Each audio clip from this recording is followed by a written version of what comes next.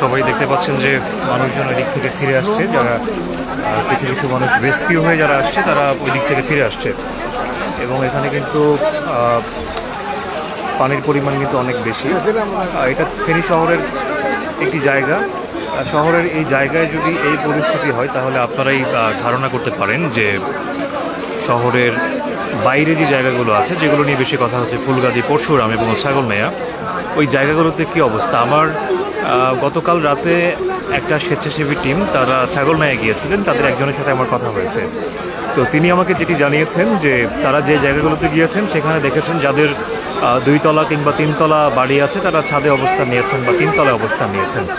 কিন্তু যাদের এই সুযোগটি হয়নি হঠাৎ পানি বৃদ্ধির কারণে, তারা কিন্তু রাস্তার পাশে যে দেয়ালগুলো আছে, উঁচু দেয়াল কিংবা রাস্তার উপরে পড়ে থাকা পরিত্যক্ত হয়ে থাকা ট্রাক, যানবাহন, এগুলোর উপর অবস্থান নিয়েছেন।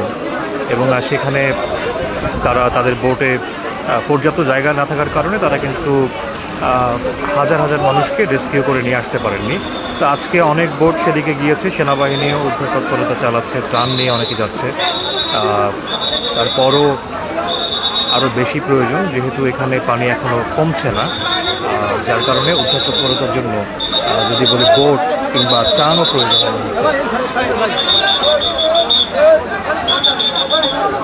আরও একটি বোট নিয়ে আসছে, আমি দেখতে পাচ্ছি এখানে, আপনারা দেখতে পাচ্ছেন কিনা আমি জানি না। আরও একটি বোট, সেনাবাহিনীর গাড়ি কিংবা উদ্ধার টিম এখানে কাজ করছে।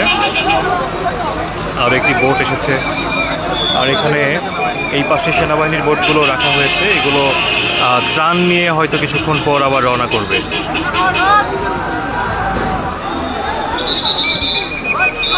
দেখতে পাচ্ছেন যে খাবার, পানি কিংবা শুকনো খাবার এগুলো অনেকে নেওয়ার চেষ্টা করছেন।